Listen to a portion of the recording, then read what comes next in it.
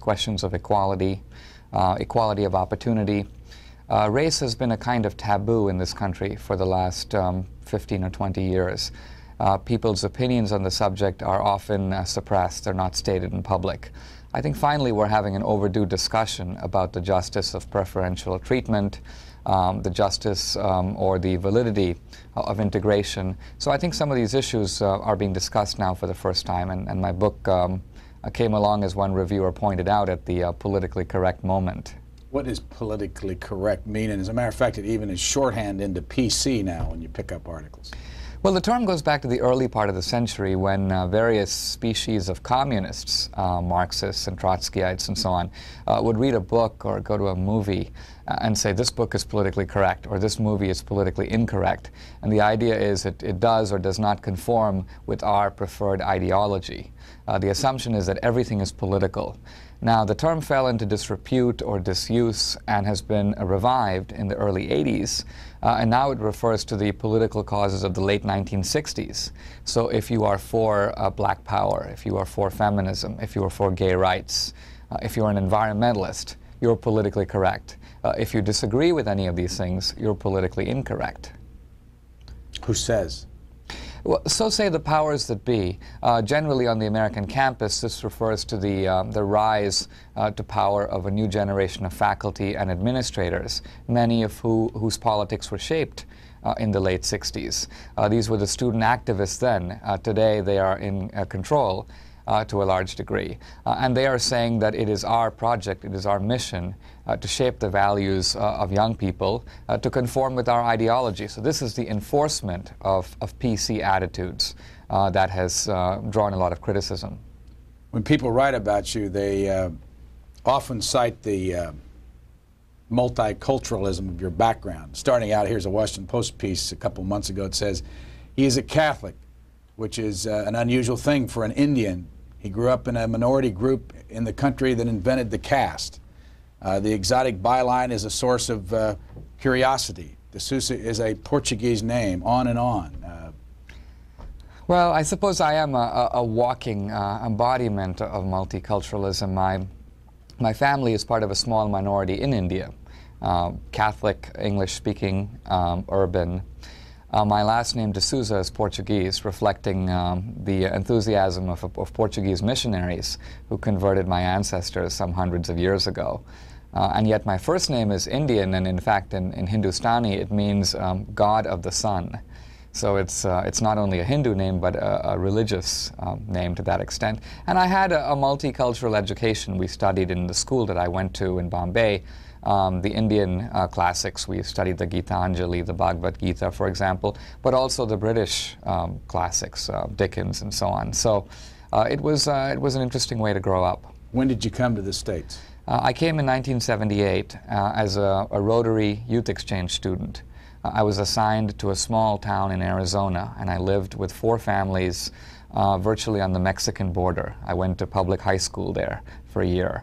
And then I came out east to go to college. What was the name of the town in Arizona? It was called Patagonia, and it was a kind of virtually a tourist stop on your way from Tucson to Nogales in Mexico. Was that your first trip to the United States? It was, and it was a kind of culture shock. I came from a large city. Tucson has a population, Patagonia has a population of about 1,000, and there were about 25 to 30 kids in my senior class. Where are your parents? My parents live in Bombay. They're now retired. And your status now here in the United States? I became an American citizen last year. I've been for the past few years a permanent resident. But I finally decided that I'm comfortable enough with not just the American way of life, but the ideas that America stands for, that I wanted to embrace citizenship. What did your parents think of that move? Well, they were uncertain about it at first, but I think they've seen that it's the result of a decade of reflection, if you will. So they're comfortable with my decision now. And you left Arizona to go east to school. Where did you go to school? I went to Dartmouth. I knew nothing about the school. I applied to a bunch of colleges and picked it out of a catalog, and was unprepared for the experience. But in retrospect, it was a very good place to go. I've got a New Yorker piece here. It's too long to go into. It's back in I think May of this year, where the author's pretty upset with some of the things you did with the Dartmouth Review. What's that all about? Well, the Dartmouth Review was founded in 1980. It may be described as America's original politically incorrect institution. It's been battling with the administration for the past decade or so. Some of the controversies that the review has been embroiled in, the knocking down of some anti-apartheid shanties, for example, were ill-advised. Those occurred in the late 80s, some years after I graduated. There's been an ongoing battle with the administration. Essentially, the review has been caught up on occasion in the excesses of campus activism, excesses on the political left and on the right. And so one thing I wanted to do in this book is return to campus and perhaps with a bit more of a mature perspective, look at some of these issues and look at ways in which they had spread to other campuses and become a national issue. Did the, and there's a lot of examples here, did the Dartmouth Review step over the line when you were there at any point?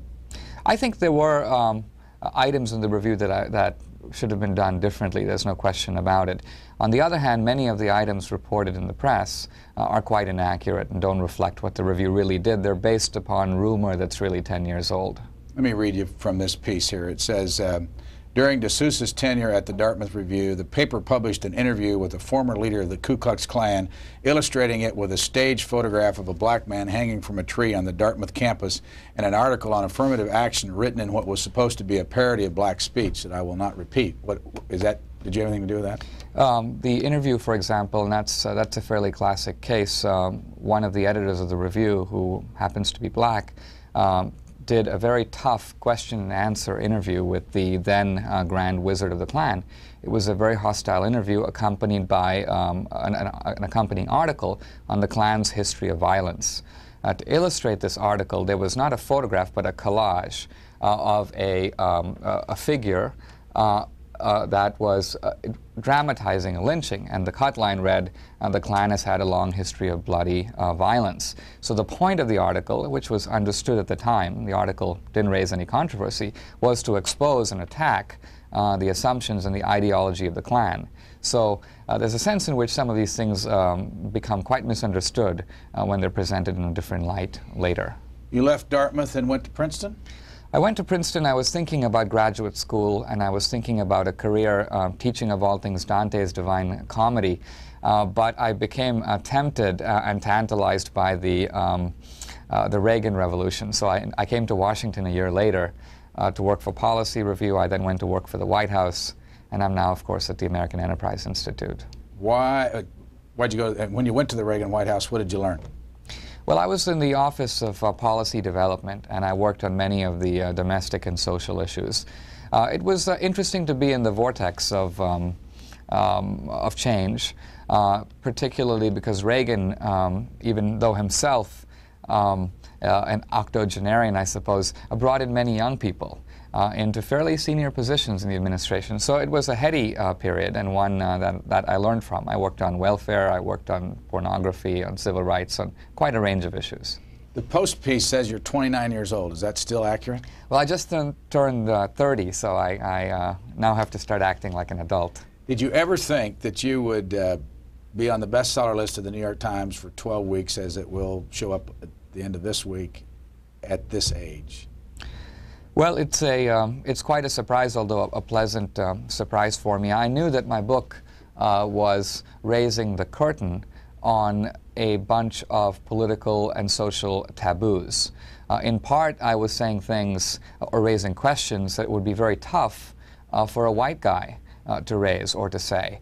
And I knew that it would create a storm of controversy within academia, but I did not expect that to spill out into the general public and for it to have the wide audience that it's enjoyed. This book was, by the way, when did you finish writing it? I worked on it 89 and 90, so I finished the end of 1990. And if you go down the chapters, you went to Berkeley, Stanford, Howard, here in the suburbs, Michigan, and Harvard, these universities. Did I miss any? Duke. Duke. Why? Well, these are the universities that are, as I say, in the vanguard of the so-called victims' revolution on campus. They are leading the way, and many campuses are following. For example, when Stanford, accompanied by students chanting, hey, hey, ho, ho, Western culture's got to go, Stanford got rid of its core curriculum focusing in the Western classics and set up a non-Western curriculum emphasizing third world works and writings. When this happened, dozens of American campuses said, this is the wave of the future, and they followed suit. What made, excuse me, what made, and is it safe to say that the people that are the maddest about your book are the liberals? I don't think that's actually fair to say. I think it's fair to say that it is an attack on political correctness. It is a criticism of the university establishment. It is not a criticism of minority students. It is an attack on university policies of preferential treatment. It's a criticism of university subsidy of racial separatism. It is a call for free and open debate on the campus. So a remarkable coalition across the political spectrum, ranging from Eugene Genovese, the Marxist historian, to C. Van Woodward at Yale, the liberal commentator, to conservatives. There's been a surprising breadth of support for my book. There's a column in this morning's Washington Post by William Raspberry, who is a black columnist for the Washington Times. I say black only because he writes about Clarence Thomas, and he writes about us and them kind of thing. And he finishes the column, I don't know if have you seen this? The last two paragraphs. He says, but the problem with Thomas may be less in his views than in the company he keeps. There is probably more disagreement on the issues between individual members of the NAACP Board of Directors than between the board as a whole and Judge Thomas. But Thomas has the gall to call himself a conservative, to align himself with the likes of Ronald Reagan and Jesse Helms, to let himself be used, in quotes, by people who don't love us. It's not his beliefs that cause such consternation. It's this thought: can you really trust a man who makes sense to the enemy? I think that that's a legitimate concern that is really antiquated. It's based upon the fact that political configurations change.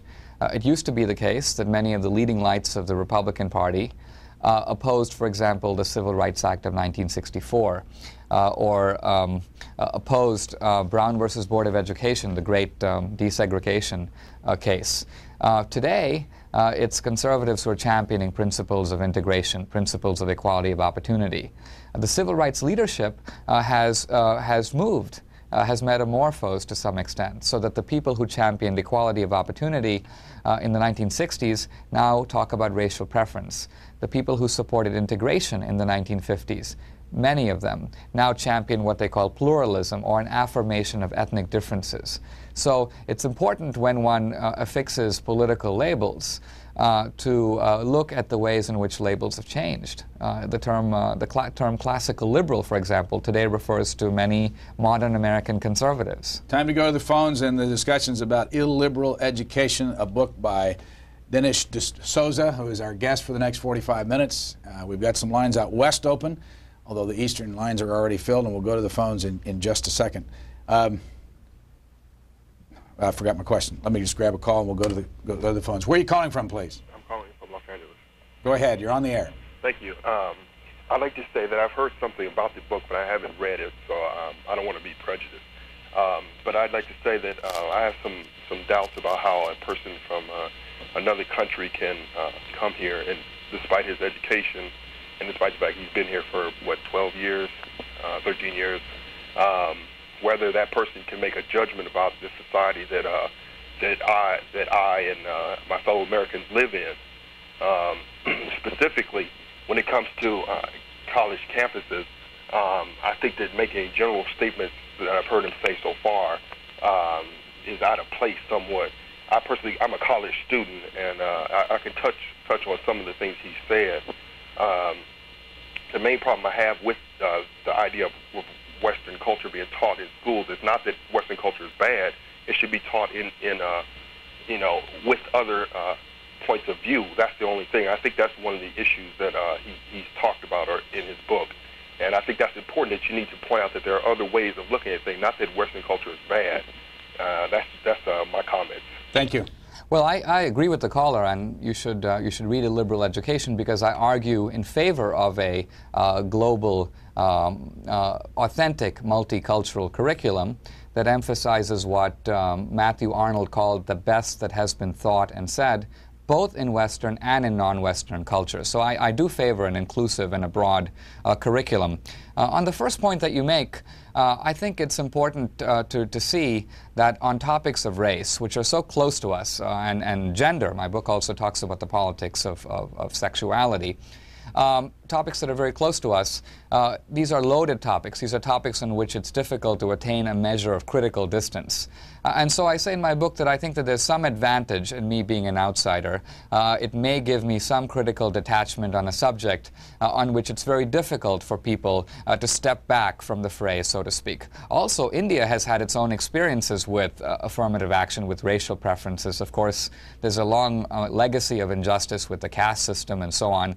The recent government was brought down, was defeated as a result of widespread affirmative action preferences that led to race riots that caused a lot of people to be killed. So I'm looking at some of the policies in the United States against the backdrop of my own country. White Lake, Michigan. Go ahead, please. Hi, Dinesh. Hello. Hi. What you have described in your book happened to me at University of Michigan. And at the time, there was no name for it, that we have politically correct thinking now. And I just referred to it as being indoctrinated rather than being educated. And I just graduated in June. And I don't have time, Brian wouldn't give me time, to tell you all the crazy things that have happened, that your book mirrors a lot of them. Give us an example. Well, for instance, speaking in the hallway one morning with another student, just kind of politically posturing with each other, I mentioned to the student that I thought Jesse Jackson was divisive rather than hopeful for anybody, and a professor was passing by. And I was promptly yanked up to the dean's office and almost thrown out of school. Can you give us another example? Sure. As Dinesh mentions in his book, anytime you say anything that falls out of what you would call the regular liberal way of thinking, there's that sorry moan behind you of all the other students. And I'll give you a good one. I had a political science professor refuse to let students sit next to me or within the area I sat in because I had an Ollie North T-shirt on one day. All right, thank you. The University of Michigan is particularly egregious in enforcing preferred political attitudes and not encouraging the kind of debate that's really essential to a liberal education. Some time ago, a student was hauled before a disciplinary committee and accused of making derisive remarks about homosexuality. The student pleaded guilty. He said that he was opposed to homosexual conduct, and the university said, "You are insensitive, and your punishment is to write a forced apology that we will title 'Learned My Lesson' to be published in the campus newspaper, and we also sentence you to attend sensitivity sessions to change your point of view to make you more enlightened." So here's a subject that I grant is difficult, is controversial, but one that I think should be discussed, should be argued, and instead of taking recourse to reason, the university decides to use force. Waterville, New York, you're next.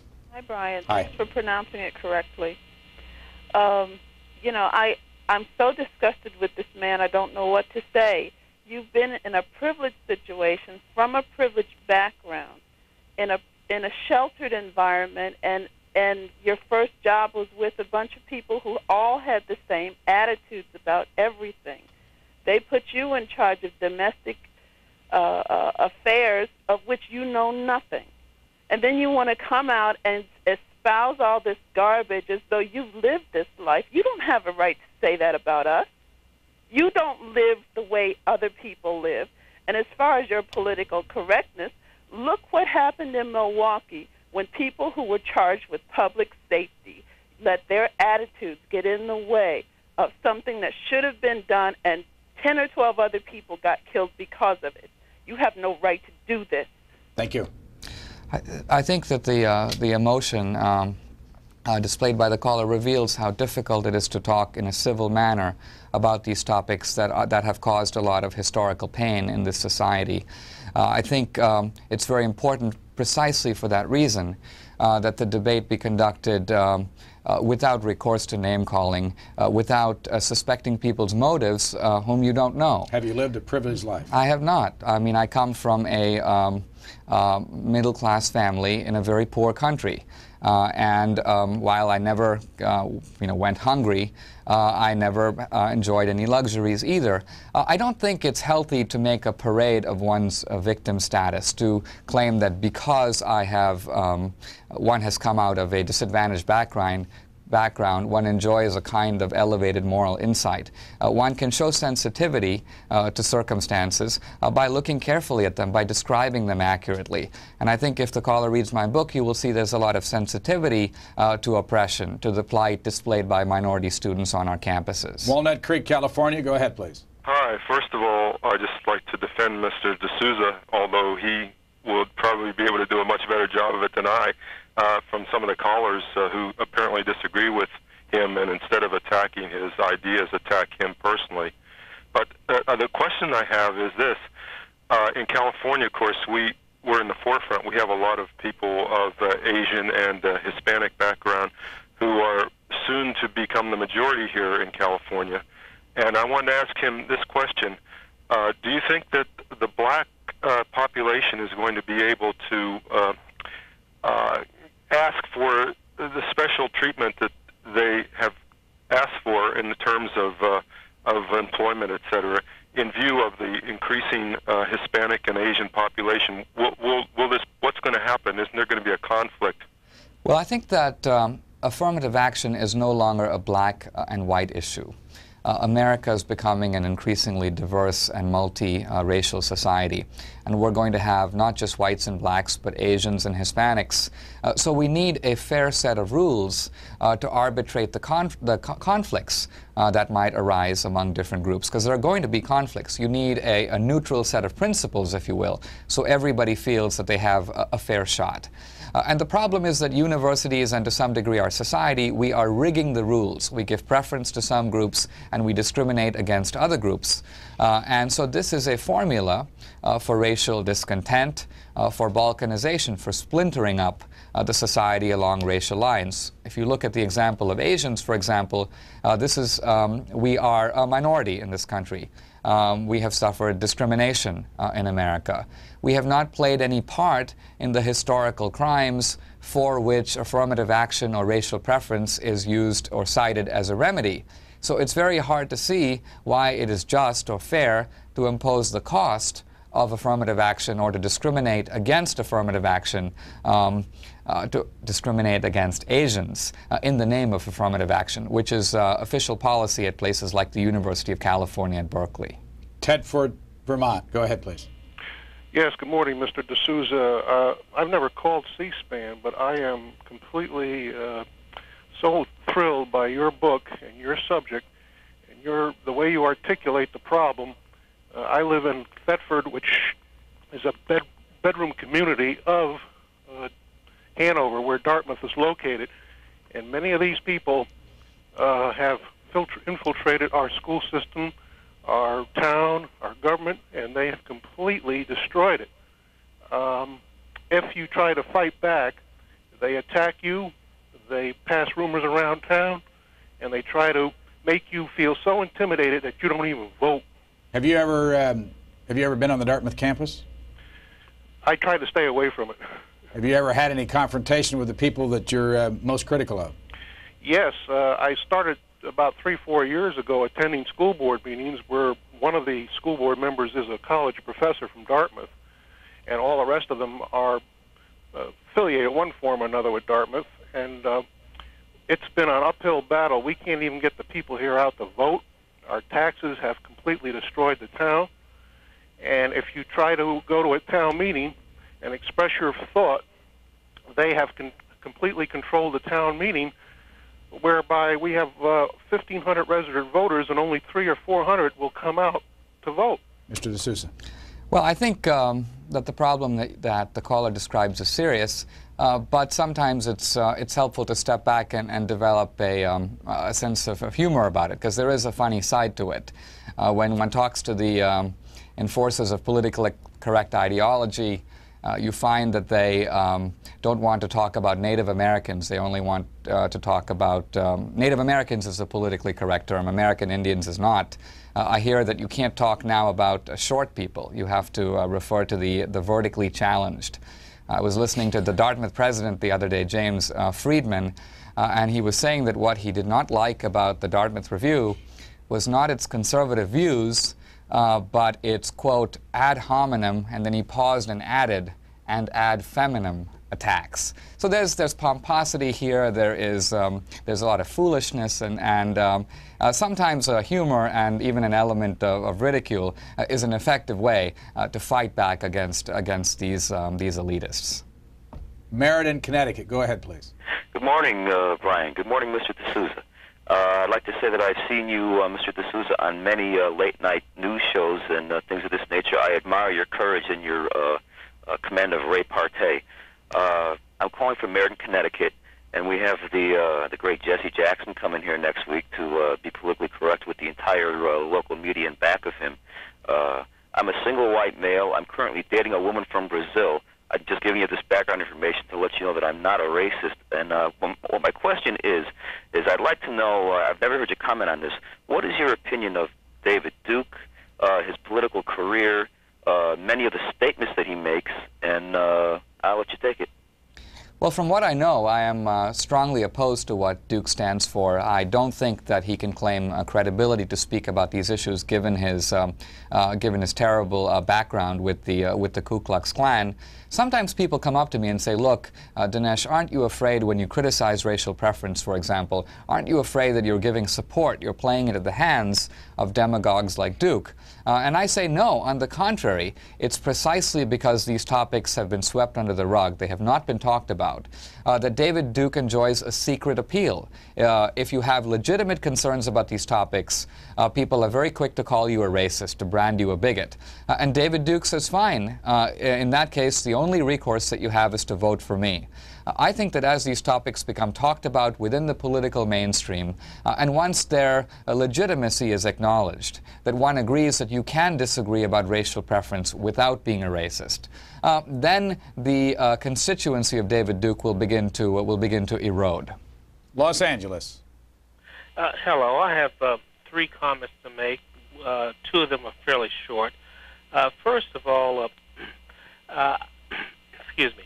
I'm a little concerned about your continuing reference to being multi-ethnic, and what I mean by that is sometimes in your commentary you refer to African Americans, black people, Afro-Americans, and then in the same context you say we. I've heard you refer to your ethnicity as being Indian and saying we, and then also minority and then referring to we. Now, of course, you fit into 2 out of the 3 categories, but certainly you don't fit into all of them. So I wish you kind of determine your own identity in terms of your form of communication in public. Thanks. I'm not exactly sure what the caller means. I suppose what he means is that how dare a person of color think this way. We see this same attitude in the debate, for example, over Clarence Thomas, his nomination to the Supreme Court. I saw a cartoon the other day in which a bunch of reporters are surrounding Thomas, and they are asking him, shoving microphones in his face, when did you realize that you were not really black? And there's a tendency sometimes within minority communities to enforce a very strict conformity, an intellectual conformity. And this is very unhealthy. There needs to be a broader spectrum of debate, and it has to be understood that to disagree is not to be a heretic, is not necessarily to make oneself in alliance with the structure of oppression and so on. That these are questions that are worth talking about in a civil way. Were you a minority in India? I was, and the small Christian community of which I'm a part is about 2 to 3% of the population, and somewhat insulated from the mainstream of American politics, which is dominated by the Hindu majority and a very substantial Muslim minority. Do you feel like a minority? Did you feel like a minority in India, and do you feel like a minority here in the United States? I've always felt as a bit of an outsider, a bit of a minority, and I think it's precisely for that reason that I'm strongly committed to the notion of a fair rule or an equal principle. I think in a democratic society, a minority can never win a test of force against the majority. So the best you can hope for is a test of fairness, to have everyone treated alike. Were you discriminated against in India, and have you been discriminated against here in the United States? Well, I don't like to make a certificate of virtue by claiming to have suffered in this way or that. Yes, everyone knows that there is racism in the United States. Everyone knows that this is not just an American problem, but a universal problem. Bigotry is not a moral deformity confined to whites, and it's something you have to deal with. Do I think that racism is the primary obstacle facing minorities in America today? No. Madison, Wisconsin, home of the University of Wisconsin. Go ahead, please. Yes, I would like to respond to his last point. Now, if he doesn't believe that this is an issue that's just only affecting minorities, who else does he believe it's affecting? Well, I think that as the society becomes more diverse, we have to think of ourselves as citizens. It affects the society at large. It affects everyone. There's a sense in which it makes no sense to talk about, quote, minorities. When you add up the minorities, and some women now who constitute 51% of the population are often described as minorities, when you add up the numbers, 75 to 80% become, quote, minorities, and white Anglo-Saxon Episcopalians, who constitute about 5% of the American population, are now said to be the majority. So I think we need to realize that we're sort of all in this together, and we need a fair set of rules to rectify injustices, and so we can all move ahead. Caller, are you connected at all with the University of Wisconsin? Yes, I am. And what's your reaction to the discussion about political correctness? Is that an issue you've talked about on your campus? Well, I only speak of in terms of political correctness because it really is a term that was coined by the conservatives. When you think about it, you know, are we talking about political correctness? Is it politically incorrect to be humane to a person, you know, to show some sensitivity? Now, the whole notion of political correctness, as far as I'm concerned, is an issue that was started by conservatives. I don't think that's right. The term politically correct, while I was a student on campus and while I was researching my book, was used on the political left as a term without irony, used to say, look, gee, we can't show up at that rally for George Bush. That's politically incorrect. Now, the term has now become a term of abuse, and to that degree, advocates of political incorrectness are distancing themselves from it. No one's against sensitivity. That is not the issue. The issue is the attempt to enforce a particular ideology. To take an example, I'd like to cite the case of McCarthyism in the 1950s. There was an anti-communist consensus in this country in the 50s, one that I think turned out to be, to a considerable degree, justified. But it exceeded its bounds when it crossed the line, when it said, not only do we hold these views, but you have to agree with us. If you disagree, we are going to investigate your associations, your club memberships, we are going to hound and harass you. And that's what universities are doing. They are going beyond the affirmation of positive values so that if students disagree or dissent, they find themselves in a very uncomfortable position. For example, if you are in a women's studies class in an American campus today, it's very difficult to articulate criticism of Roe versus Wade, to criticize abortion on demand, for example. I talk to women's studies professors who say, we would not stand for that kind of thing in our classroom because that is colluding with the forces that oppress women. So discussion is now being narrowed or is being eliminated on some of our campuses. Charlotte, North Carolina. Well, this is a C-SPANaholic calling from Charlotte again. It's been a while since I've got through. I haven't completely read your book. I just wanted to make a comment. I'm originally from Bombay, and I came to this country in 1970. And in response to an earlier caller, when you're from another country and come here and live here for a while, you tend to be much more objective about the positive and negative aspects of the culture and society you live in. So I agree with what you're saying in most of the things, and I will read your book to see if I agree with all you have to say. Caller, were you a minority also in India? No, I was not. I was not. Well, and is America a racist society? Personally, I don't think so, and I don't feel it is, because if it had been, I probably would not have been as proud an American citizen as I am. All right, thanks. Well, there's some irony, of course, in the subject of this discussion, because on one sense we're saying it's important to study other cultures. It's important for Americans to look outward, to learn about people in other countries and to learn what other cultures have to say. Then someone from another culture like me shows up and tells you what I have to say. And then you hear, oh, gee, you're from abroad, what do you know? Leave it to us Americans here. So either we're for a diverse and truly multicultural discussion, or we're not. Do you think people treat Americans who came here from somewhere else differently than they do the folks that were born here? I think the country has always had a very rich interaction between the native population and immigrants. There's a sense in which we are all, by definition, immigrants. I remember when Franklin Roosevelt once addressed the daughters of the American Revolution, and he began his speech by saying, "Dear fellow immigrants." So there is a sense in which America is a country based not on tribal loyalties, not on blood ties, but based on shared ideas. And I think there's no more noble idea than the one in the Declaration of Independence, which says that all are created equal and endowed with certain inalienable rights. So it's possible for someone like me to come from another country and to become an American in the full sense of the term. It's impossible for you, Brian, or for most of our listeners to come to India and to, quote, become an Indian. You just can't do it. So there's something tremendously open in this society that makes it possible for America to solve its multicultural problems, to absorb this incredible diversity, and to be better for it. San Jose, California. Yes, Dinesh, I'm a fan of yours. I've read your book. There's another book out. A couple of things I want to bring out. Richard Powers wrote The Dilemma of Education and Democracy. It says, this is one of the quotes that I like in it. For the first time in the history of our country, the education skills of one generation will not surpass, will not equal, will not even approach those of their parents. That's what we've brought on ourselves in this country today. The education system has obviously failed and is failing at a rapid rate.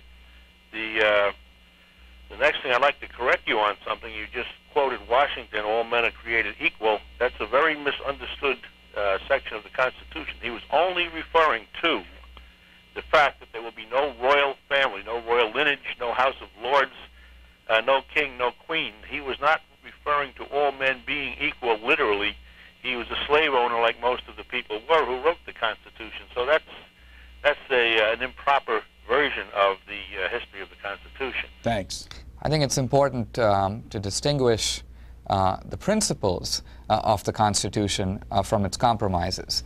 What is not remarkable is that Jefferson, for example, owned slaves. So did many others of his time. What's remarkable is that the man who owned slaves was able to write that all men are created equal in not the Constitution but in the Declaration of Independence.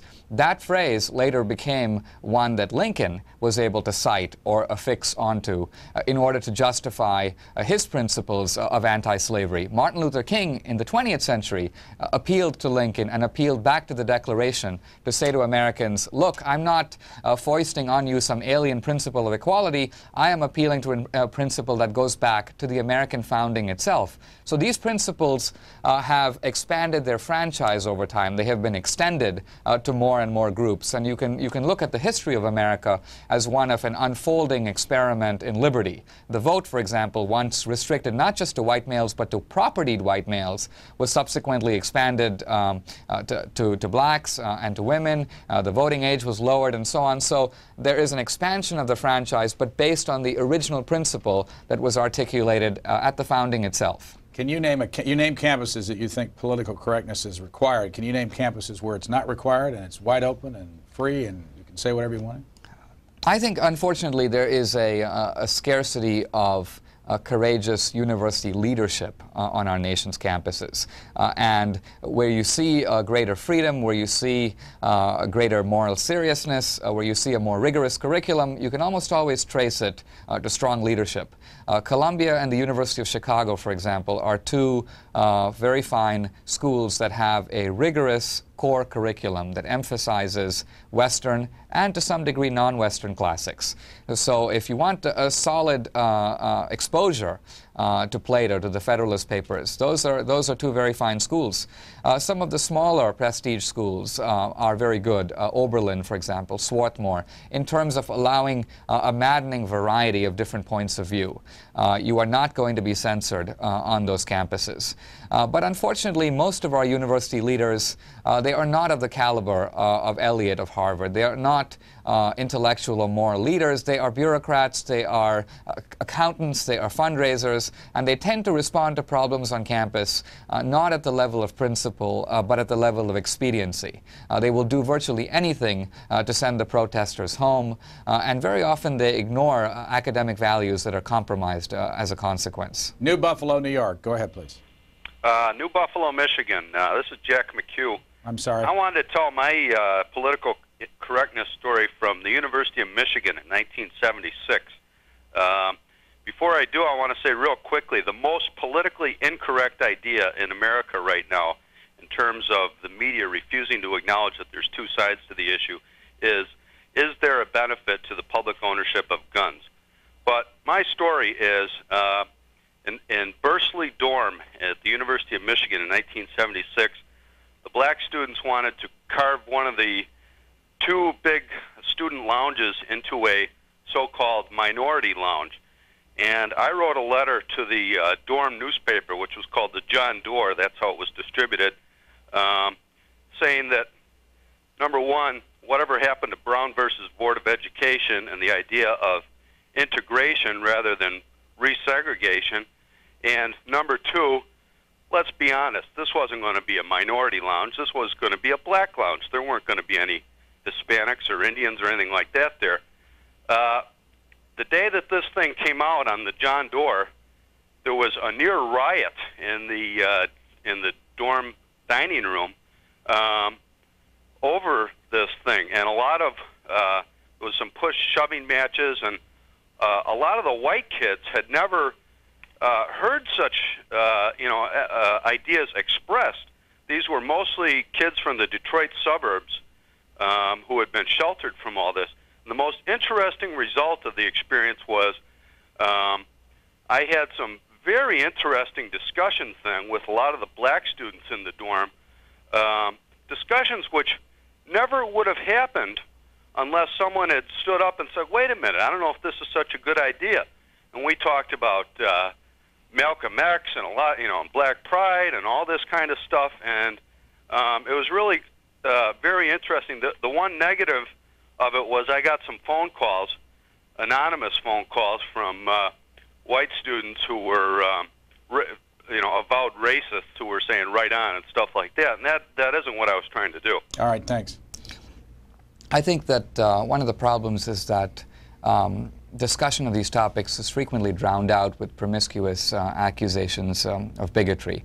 At the University of Pennsylvania, the university decided we will force all students to attend mandatory sensitivity sessions. And one of the students who was on the organizing committee said, look, I am concerned about the rights of the individual when you make these sessions mandatory. And she wrote a note to the administration to this effect. She got the note back and the word individual was circled. And the university administrator said, this is a racist term because the word individual and your reference to individual rights is code for the desire of certain individuals, namely whites, to oppress other individuals, namely blacks. So there's a tendency not to take these issues with the civility and seriousness that they deserve. Having said that, I should emphasize that it is a tough project that many minority kids feel when they first show up on many of our elite state and private college campuses. It's not easy. One has to adjust to the rhythms of college life. There are problems of isolation, of alienation, a problem of self-confidence sometimes. Can I do the work? Am I as good as everyone here? Do people think I only got in because of affirmative action? These factors contribute to the problem of racial separatism on campus, and we should be sensitive to them. Dinesh D'Souza is our guest this morning. He works at the American Enterprise Institute, where he is a, are you a fellow? I'm a research fellow. Research fellow. Graduated Phi Beta Kappa from Dartmouth University in 1983, is originally from Bombay, India, is an American citizen, and the author of this best-selling book, Illiberal Education. DeKalb, Illinois. Go ahead, please. Yes, I'd like to say that I consider myself politically liberal, and in the 1980s was an activist on campus where I fought against the elitism that I encountered within that activist liberal community. At the same time, I think that you take valid criticisms and exaggerate its impact by using the most egregious examples of attempts at sensitivity on the part of the administration, and also its bureaucratic and response to these problems. While I agree with much of this analysis, I think that I disagree with many of your conclusions. I think that cultural differences and elitism born out of class differences are problems often misdiagnosed as racism. And I think that this is an approach that I would like to see you speak to. Well, it's an approach that, that I do recommend. At the end of Illiberal Education, I have three so-called modest proposals. And one of them is I say, look, I am in favor of affirmative action, yes, but not based on race. I favor affirmative action based on socioeconomic disadvantage, or, to use your term, class, because there are poor whites in this country, there are poor Asians, just as there are poor Hispanics and poor blacks. And I think it's thoroughly consistent with American principles of justice to give someone a break because he or she has suffered some disadvantage. So I would like to see a movement away from race-based remedies and toward socioeconomic disadvantage-based programs. Washington, D.C., go ahead, please. Yes, good morning. Morning. Good morning, Mr. D'Souza. Hello. I would consider myself a political correct person. I'm a graduate from one of the universities you always mention in D.C. What, Howard University? Howard University, as far as being a political correct or political activist campus, you want to say it. But my problem is I wanted to talk more about Judge Thomas' qualifications. As African American, it's very disheartening for a lot of people in African American community listen to Judge Thomas, some of the things that he said, because like one of my friends once said that it appears that Judge Thomas is knocking the things that got him the way he is now. There's no way on this earth that a 43-year-old person, and most lawyers, I'm not even a lawyer, but I have friends who are lawyers, eyes can be qualified in that short time span to be a jurist on the Supreme Court without taking into other factors, which George would say he hasn't. But among you, me, and all your listeners, we all know the man was chosen because he was an African American, not because he was, quote, a lawyer. And at that, he was an EEOC lawyer that hasn't had a chance to cover all the topics that a Supreme Court justice will cover that will affect you, me, and our kids and our grandkids, because he's only 43. So it's a bad idea. And for my eyes, and it's just heartening for me to hear him say the things that he said, but also not to recognize the fact that he was chosen because of it. And also, all the Republican or conservative spokesmen get up there on television, national television, and say, "Oh, he wasn't chosen because he was quote unquote an African American, or because he was qualified." And there's no way in my eyes, or I believe any legal jurist's eyes, to say he's qualified. But also, one more thing I want to touch on was that Judge Thomas always mentioned his grandfather was an inspiration to him. And the thing that really hurts, because here was a man who was his grandfather, I would say assumed 60-something, back in the 40s, was raising him with all, instilling him with all these characteristics that everyone should have. But isn't it a darn shame that this man didn't have the chance to fulfill his potential? He the one instilled these to Thomas. Can you imagine what he would have been if he was given the chance that Judge Thomas was given the chance to? All right, thanks. Well, one of the ironies of preferential treatment of affirmative action, if you will, is that it puts a stigma on the achievements of all minorities, all persons of color, whether or not we benefit from a particular program. And so this is the irony. No matter what Clarence Thomas achieves, he could be the most distinguished intellectual and jurisprudential figure in our century, and people would still say that everything he got, or most of what he got because of his skin color. Look, I think that Thomas is just as, if not more, intellectually competent and has just as sophisticated a breadth of experience as, say, Justice Souter. When Souter was nominated, nobody said, look, the guy's intellectual qualifications are dubious and so on. Thomas is receiving all this criticism because affirmative action has placed a stigma on his achievements. That is one of the disadvantages of affirmative action that is only now being fully appreciated, that it does not allow people of color to make achievements and regard these achievements as their own, as individual accomplishments that create a certain amount of self-pride and lead to greater achievements. One always feels, look, I owe a social debt, I should be a team player, otherwise I'm going to be regarded as betraying my team.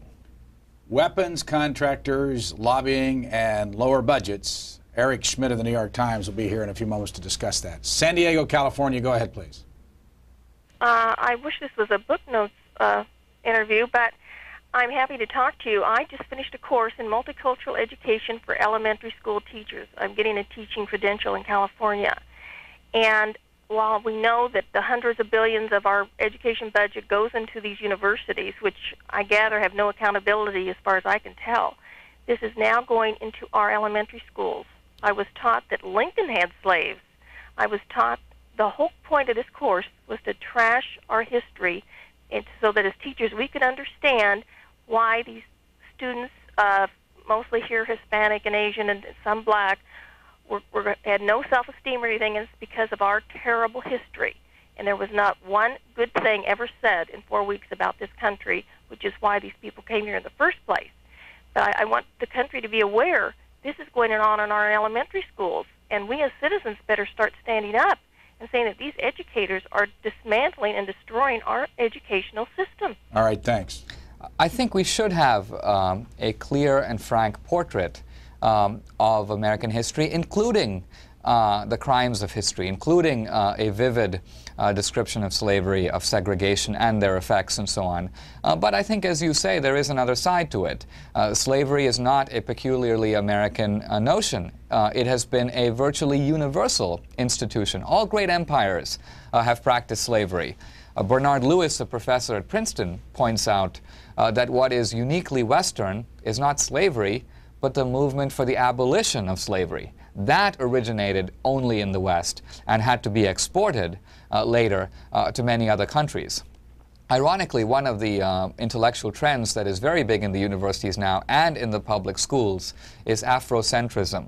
And one of its tenets is that black Americans owe their lineage to Egypt, which is said to be a black civilization. And Egypt is now romanticized as this great origin of world civilization, and many of the unfortunate aspects of this, or the historically dubious aspects of this, are overlooked or kept out of the picture. For example, Egypt practiced slavery. Many of the Egyptians went into southern Africa to capture natives to enslave them. You don't learn that in Afrocentric education in our public schools. So there needs to be a full picture. I think that's really what we're arguing for. Last call, Jacksonville, Florida. Go ahead, please. Yes, I'm a young black college student in Jacksonville, Florida, and I want to say that if blacks were in power right now, I think that we would be discriminating against whites in America. And I think if this guy that's on television, if his particular heritage was in power in the United States, they would discriminate against white Americans. Me, the way I see it, I think that, and I've hang around blacks, and I think that we should start paying back some of the debt to our white forefathers that have built this particular place that we're living in now and giving us food and bread and other things like that. And I also think that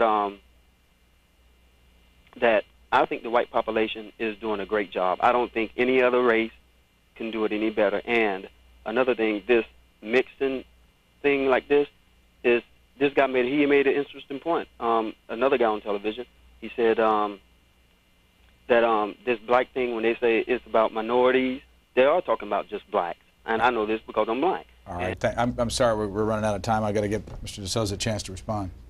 Well, I don't. I hope you're being ironic when you say that that whites owe blacks, that whites have treated blacks well, or that blacks owe whites a debt for bringing blacks here, and so on. I hope that's not quite what you meant. But I think the principle that that racism can be reciprocal. We witness that there is hostility toward whites on the part of minorities expressed very frequently, and that's bigotry. That's wrong too. So we need a fair principle of justice, and I think the key thing is to step beyond our own provincial attitudes. We are naturally selfish. We naturally like to discriminate in favor of ourselves and against others. I think we want to put principles of justice against those principles of expediency, so we can say we might feel like doing this, but it's wrong. Next book. I'm going to do an examination of some of these issues, not just on campus, but in the national culture, multiculturalism, and how America is changing, how that affects the workforce, how that affects culture and politics. When? I'm going to start. It'll take me a couple of years, so it won't be probably out until '93. Paperback edition of Illiberal Education comes out when? Vintage books in March of next year. Our guest has been Dinesh D'Souza, who is a research fellow at the American Enterprise Institute, and as we said earlier, a graduate of Dartmouth, came to this country back in the late 70s and lived in Arizona for a while, and then came to the East Coast and has been in Washington, coming to the Reagan administration in 1987 as a policy analyst inside the White House, and is originally from Bombay, India. Thank you for joining us. Thank you. We have a discussion coming up in just a moment from this article that was in yesterday's New York Times. It's by Eric Schmidt. You can see the headline, U.S. weapons makers intensify lobbying efforts as budgets fall. I'll be back in about 3 minutes.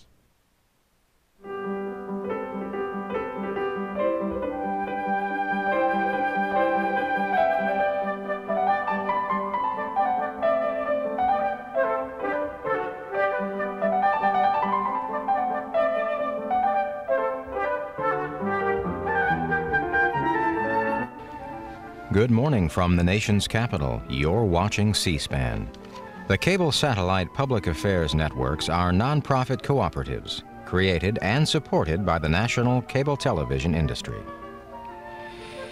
We're about to run down today's programming schedule for you, but first we have this reminder to tune to America and the Courts this Saturday when Supreme Court Justice Byron White looks back at the court's recent term. He spoke with judges attending the 10th Circuit Judicial Conference. That's Supreme Court Justice Byron White this Saturday at 7 p.m. Eastern Time, 4 p.m. on the West Coast. Now looking at today's programming, in just a few moments we will be joined by Eric Schmidt, who is a Pentagon correspondent for the New York Times. He will discuss his Tuesday piece, one of a 5-part series looking at a military-industrial restructuring effort among U.S. weapons contractors. Then 30 minutes from now, it's live coverage of a forum sponsored by the Washington Center. That group brings college students to Washington, D.C. for a first-hand look at the governmental process.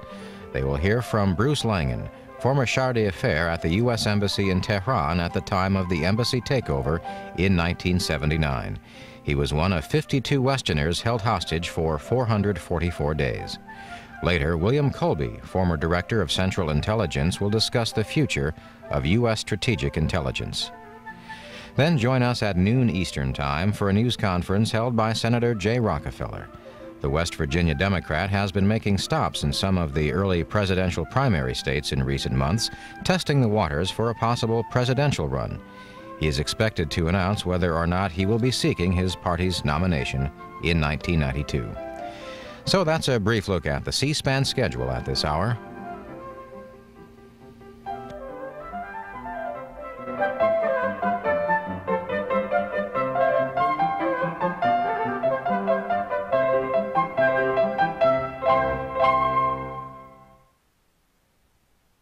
Every Sunday night, join C-SPAN for prime-time public affairs programming. Beginning with book notes, spend an hour with the authors of public policy, historical, and political books. Then take a front row seat in the British House of Commons for Prime Minister's Question Time and a look at the British government at work. Later, watch Road to the White House for a weekly look at the 1992 presidential campaign. Sundays beginning at 8 p.m. only on C-SPAN.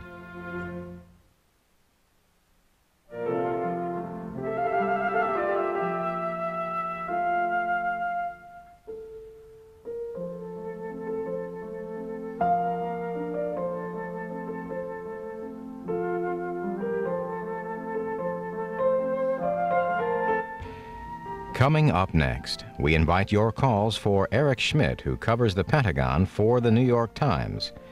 This week, the Times is running a series titled The Military-Industrial Upheaval. As part of that series, Mr. Schmidt wrote a piece which appeared in Tuesday's paper, headlined, U.S. Weapons Makers Intensify Lobbying Efforts as Budgets Fall.